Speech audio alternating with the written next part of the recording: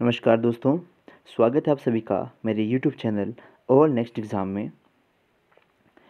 आज है 10 सितंबर और हम देखेंगे करंट अफेयर्स जो कि हैं 10 सितंबर के और जो आने वाले किसी भी प्रतियोगी परीक्षाओं में आपके लिए बहुत ही महत्वपूर्ण है। साथ साथ मैं आपको पूरी डिटेलिंग देता हूँ, ठीक है, और साथ साथ मैं आपका रिवीजन भी करवाता हूँ जो पुराना करंट अफेयर होता है। तो प्लीज़ वीडियो को लास्ट तक जरूर देखें और जो फर्स्ट टाइम आए हैं वो चैनल को सब्सक्राइब ज़रूर करें। तो चलिए स्टार्ट करते हैं। आज की पहली खबर कि प्रधानमंत्री मोदी ने विद्यांजलि पोर्टल किया लॉन्च। अब ये विद्यांजलि पोर्टल क्या है? इसमें क्या होगा कि जितने हमारे स्वयं सेवक हैं या दानदाता हैं, वो चाहे जिस भी स्कूल को अपना अनुदान यानी कि अपनी थोड़ी सी हेल्प देना चाहते हैं, वो किसी भी स्कूल को ऑनलाइन जो हो अपनी हेल्प दे सकते हैं। तो ये हमारा विद्यांजलि पोर्टल, ये हमारे प्रधानमंत्री नरेंद्र मोदी जी ने इसको लॉन्च किया और ये किससे संबंधित है? हमारे शिक्षा से संबंधित है। ओके, एक हमारा सार्थक पहल, एक हमारा सार्थक पहल है जो न्यू एजुकेशन पॉलिसी 2020 आई थी, उसमें इसकी बात करी गई थी।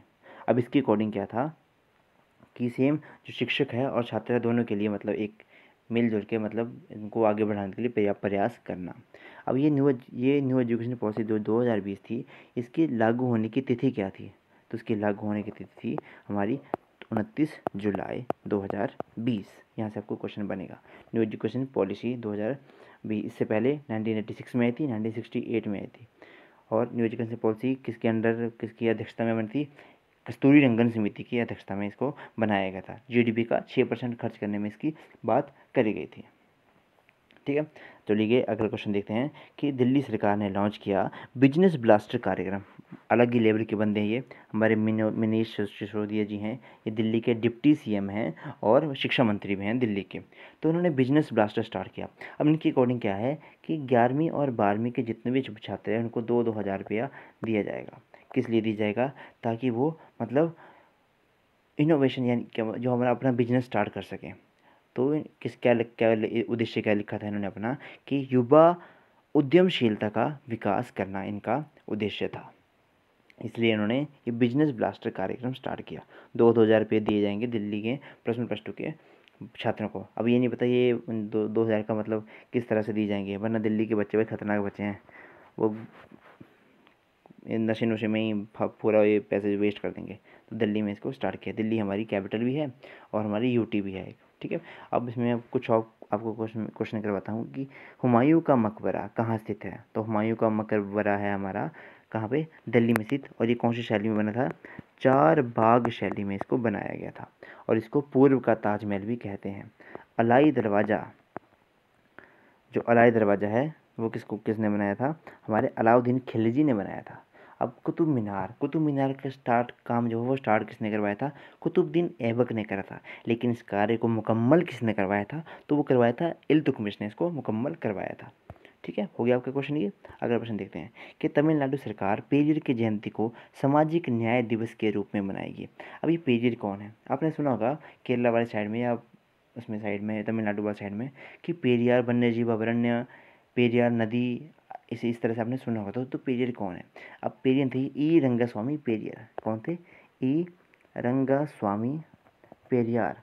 अब ये कौन थे? इनको क्या माना जाता है? जो द्रविड़ क्रांति हुई थी, द्रविड़ क्रांति का आंदोलन का इनको जनक कहा जाता है, ठीक है। और इनकी एक दो बातें मैं पढ़ रहा था इनके बारे में। तो इनका मतलब ये था कि अगर कोई धर्म आपको जो है लोगों के बीच में आपको बढ़ा रहा है तो उस धर्म को ख़त्म कर दो, ये इनके विचार थे। और इन्होंने एक और भी कहा था कि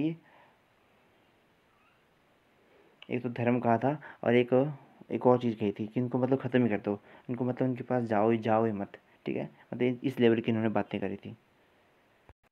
इस लेवल के ये मतलब क्रांतिकारी मतलब मनुष्य थे, तभी इनको मतलब काफ़ी पूजा जाता है। ये कौन है हमारे? ये हमारे तमिलनाडु के सीएम कौन है? हमारे M.K. स्टैलिन। M.K. स्टैलिन यहाँ के सीएम है। डीएमके पार्टी से बिलोंग करते हैं। डीएमके पार्टी के संस्थापक हमारे यही पेरियार जी माने जाते हैं, ठीक है। काफ़ी इंपॉर्टेंट है ये, तो इनको ज़रूर याद रखें। अगला देखते हैं हम क्वेश्चन कि भाला फेंक दिवस कब मनाया जाता है। अब ये भाला फेंक दिवस क्या है? ये मतलब जेवलिन थ्रो डे। जिस दिन नीरज चोपड़ा जी ने गोल्ड मेडल पे सीधा भाला फेंक के गोल्ड मेडल की खोपड़ी में छेद किया था, उसी दिन 2 तारीख थी 7 अगस्त। तो इसी दिन से भाला फेंक दिवस मनाने की बात करी गई थी। पराक्रम दिवस मोस्ट इम्पॉर्टेंट 23 जनवरी नेताजी सुभाष चंद्र बोस जी के हैप्पी बर्थडे पे इसको इसी साल मनाने की बात करी गई और ये 2-3 एग्ज़ाम में आ भी चुका है। सुशासन दिवस 25 दिसंबर किसके हैप्पी बर्थडे पे? अटल बिहारी वाजपेयी जी के बर्थडे पे ये सुशासन दिवस मनाने की बात करी गई थी। अंत्योदय दिवस 25 सितंबर और ये कौन थे हमारे? ये पंडित दीनदयाल उपाध्याय जी के हैप्पी बर्थडे के पर ये अंत्योदय दिवस मनाने की बात करी गई थी। अगला है कि 2023 में G20 शिखर सम्मेलन की मेजबानी करेगा भारत। पीयूष गोयल को नियुक्त किया गया शेरपा। शेरपा मतलब प्रमुख वार्ताकार, जो वहाँ पर जाके बातें करेंगे। G20 सबसे ज़्यादा बातूनी मंच, इसमें सिर्फ बातें होती हैं और कुछ नहीं होता। G20 कितनी कंट्रीज है इसमें? 19 देश हैं प्लस एक क्या है? यूरोपियन यूनियन है। ठीक है, भारत इसका मेंबर है। हाँ जी, इसका भारत मेंबर है। तो इसमें मैं आपको कुछ महत्वपूर्ण इसके तथ्य बताता हूँ। ठीक है, ये तो पीयूष गोयल हो गए कि इसमें जाके जो भी मतलब गप्पे मारेंगे वो यही जाके वहाँ जाके गप्पे मारेंगे। पीयूष गोयल कौन है? पहले तो ये हमारे देश के जो रेल मंत्री थे, लेकिन अब ये कौन से मंत्री हैं? वाणिज्यिक मंत्री हैं, ऐसा कुछ है ना। ठीक है, तो इसमें कुछ नोट करिए कि अब ये जो G20 है इसके प्रमुख सम्मेलन याद रखिए। 2020 में इसका सम्मेलन होता कहाँ पे? सऊदी में, सऊदी अरेबिया में। 2021 कहाँ हो रहे हैं इस टाइम? कहाँ हो रहे हैं? इटली में हो रहे हैं, अक्टूबर में होगा इटली में। 2022 इंडोनेशिया और 2023 अपने प्यारे भारत में इसकी मतलब ये होगा 2023 में।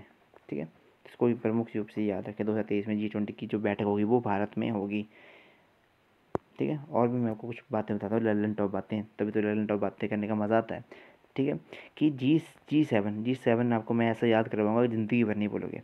G7 की कंट्रीज कौन कौन सी है? सीधा याद रखना, गर्लफ्रेंड को जूस पिलाना। ये है हमारी G7 की 7 कंट्रीज़।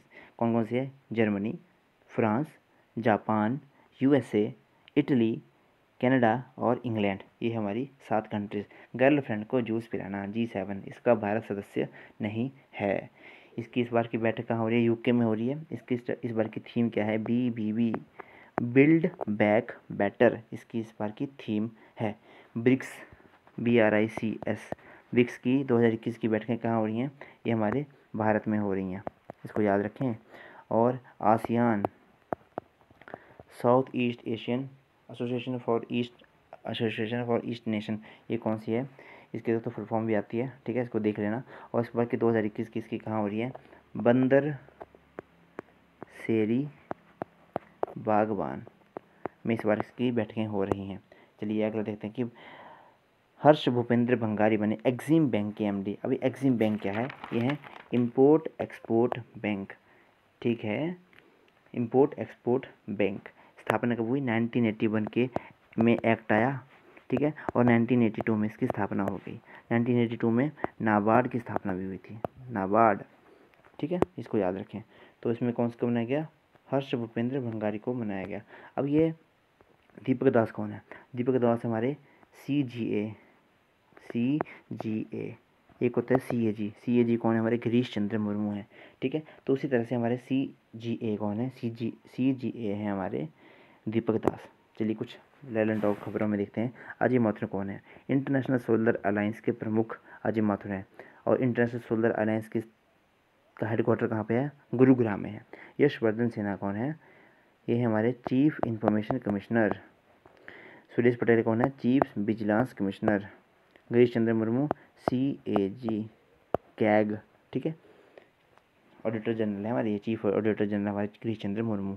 सारे मोस्ट इंपॉर्टेंट इनको याद रखें, डायरेक्ट ऐसे क्वेश्चन आएगा आपको। अगला है चंडीगढ़ में विकसित किया जा रहा भारत का पहला पराग कैलेंडर यानी कि पोलन कैलेंडर। कहाँ पे विकसित किया जा रहा है? हमारा चंडीगढ़ में। आपको पता है कि पोलन जो वो मतलब काफ़ी इंपॉर्टेंट है। पोलन को मतलब एक जगह से दूसरी जगह क्या लेके जाते हैं? एक तो हवा लेके जाती है, पानी लेके जाता है, कुछ बर्ड्स लेके जाते हैं। मेन है इंसेक्ट, और इंसेक्टों में सबसे ज़्यादा मेन कौन है? हमारे हनी बीज, मधुमक्खियाँ सबसे मोस्ट इम्पॉर्टेंट है। अब ये पराग कैलेंडर क्यों स्थापित करें हमारे चंडीगढ़ में? ताकि जो हवा से होने वाला है जो पॉलिनेशन है उस पर नज़र रखी जा सके, तो इसलिए स्टार्ट की जा रही है। आपको एक और याद रखना है कि tree city of world T city of world किसको कहते हैं? तो वो कहते हैं हमारे हैदराबाद को, हैदराबाद। ठीक है, हैदराबाद कौन सी नदी के किनारे है? मूसी नदी के किनारे हैदराबाद स्थित है। अगला प्रश्न, INS हंस को दिया गया प्रेसिडेंशियल कलर अवार्ड। ये प्रेसिडेंट कलर अवार्ड क्या है? एक झंडा जैसा दिया जाता है, मतलब किसके लिए? जो हमारा युद्ध पोत है INS, उसको दिया गया। अब इसके क्यों दिया गया कि जो INS है इसमें शांति और युद्ध में काफ़ी अच्छी सेवाएं दी, तो इसके लिए इसको प्रेसिडेंट कलर अवार्ड दिया गया। ठीक है, अब इसमें मोस्ट इम्पॉर्टेंट है कि स्टार्टिंग कब से हुई? 1951 से ये अवार्ड दिया जा रहा है। इसको याद रखें, किसने दिया? हमारे राष्ट्रपति रामनाथ कोविंद जी ने इसको दिया, INS हंस। अगला प्रश्न है कि भारतीय शहरों की गुणवत्ता में हुआ सुधार, वायु गुणवत्ता में हुआ सुधार। पता नहीं हमने क्या पैरामीटर लिए, आपको तो पता ही है हमारी दिल्ली की हालत। आने दो जरा सर्दियाँ, जलाने दो जरा पराली वगैरह, फिर देखेंगे दिल्ली गुब्बारा बन जाती है, गैस का गुब्बारा बन जाती है। इतनी बुरी हालत तो सांस तक नहीं आती वहाँ पे। उस टाइम N95 मास्क भी कुछ नहीं कर पाते। ठीक है, तो इन्होंने क्या किस बेस पे बोला कि पहले भारत की 86 जो सिटीज़ थी वो स्वच्छ थी, अब उसमें से 120 सिटी जो है स्वच्छ हो गई। तो इन्होंने कहा कि मतलब इनकी वायु की एयर क्वालिटी में गुणवत्ता आ रही है। लेकिन मैं आपको इसमें क्या करवाऊँगा, मोस्ट इंपॉर्टेंट क्वेश्चन करवाऊँगा मैं आपको इसमें कि एयर क्वालिटी इंडेक्स के प्रदूषक में कौन कौन शामिल नहीं है। मतलब कितने इंडेक्स हैं एयर क्वालिटी इंडेक्स जो है वो कौन कौन से बेसिस पे चेक की जाती है? कुछ 8 पैरामीटर हैं। पहला आएगा आपका अमोनिया, फिर है हमारा पार्टिकुलेट मैटर 2.5, फिर है PM10, फिर आएगा हमारा ओजोन, ये फिर है CO2। भाई IAS लेवल का क्वेश्चन है ये इस बार आया था ये। NO2, SO2 और लेड, ये हमारे 8 तत्व हैं। लेड मतलब शीशा।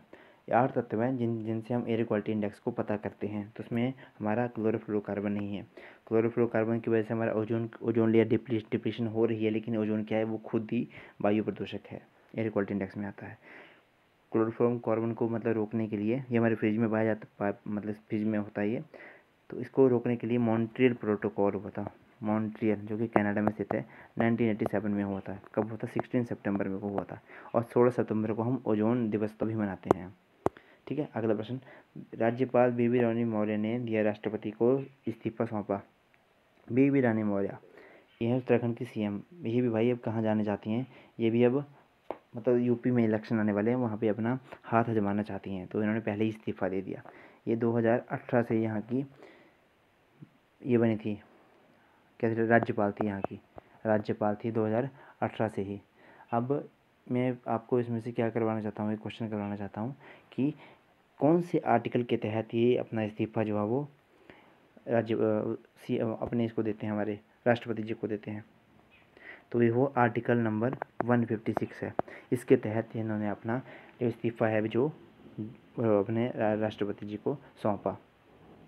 अब उत्तराखंड की गैरसैंण क्या है? उत्तराखंड की ग्रीष्मकालीन राजधानी है। ऐसे तो देहरादून भी है, लेकिन गैरसैंण भी इसकी नई राजधानी है।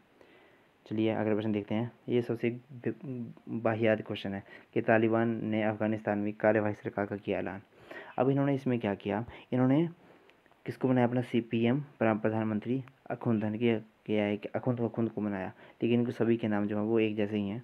अब इसमें आपको मोस्ट इम्पोर्टेंट बात क्या बतानी है कि जैसे ईरान में होता है कि जो सुप्रीम जो पद होता है वो किसके पास होता है? उसके पास होता है सुप्रीम पद, जो कि मतलब इस्लाम का सबसे बड़ा प्रचारक होता है, जो धर्म का सबसे बड़ा प्रचारक होता है, उसको पास सबसे बड़ा इन्होंने वो पद होता है। तो इन्होंने भी सेम वैसा करा कि सबसे बड़ा जो पद है वो जो है वो किसको दिया? जो सबसे बड़ा धर्म प्रचारक था उसको दिया। तो ये इन्होंने इनको दिया, मौलवी जी हैं इनको दिया, इनको ने सबसे बड़ा पद। फिर प्रधानमंत्री आए अखुंद करके, फिर ये बरादर करके ऊपर प्रधानमंत्री बने। ठीक है, ये आपको इसमें देख सकते हो, ये है बरादर और ये कौन है? इमाम इनको। चलिए आपको इतना ज़्यादा याद नहीं रखना है। और ये गृह मंत्री, भाई सबसे फनी बात तो ये है कि जो गृह मंत्री बनाया उसको उसके ऊपर 87 करोड़ का इनाम रखा था किसी टाइम हमारे अमेरिका ने, कि इसको पकड़ाने वाले को 87 करोड़ रुपया दिया जाएगा। और इनका भी एक गृह मंत्री है, मतलब क्या ही बात होने वाली है। रक्षा मंत्री और वित्त मंत्री, कुछ लोगों के पास इनके फ़ोटो तक भी नहीं है। इतनी बुरी हालत है यहाँ की, फिर भी मतलब पता नहीं क्या चलाएंगे। पहले बोलते थे कि महिलाओं को हम पूरे अधिकार देंगे, लेकिन अब वो बोला कि महिलाएं जो वो उसी जो शरीय कानून है उसी के तहत ही मतलब वो करेंगी। शरीय कानून के तहत ही इनका जो भी ये सरकार है वो चलेगी। महिलाओं को मतलब फुल रिस्ट्रिक्शन, पुरुष भी जीन्स पहनने डाल सकते हैं, महिलाओं की तो बात ही रहने दो। ठीक है, तो ये और लास्ट क्वेश्चन देख लेते हैं कि बीबीसी की पहली हिंदी न्यूज़ ब्रॉडकास्टर रजनी कौल का हुआ निधन। ये हमारा इन्फॉर्मेटिव क्वेश्चन था, इसको एज इट इज़ याद रख लें। ठीक है, तो this is all for today. ये थी मेरी आज की वीडियो को लास्ट तक देखने के लिए थैंक यू। लाइक करना ना भूलें, शेयर भी ज़रूर करें, और जो फर्स्ट टाइम है वो प्लीज़ प्लीज़ प्लीज़ सब्सक्राइब ज़रूर करें। अपने फ्रेंड्स के साथ, अपने रिलेटिव के साथ चैनल को सब्सक्राइब ज़रूर करें। Thank you and have a nice day.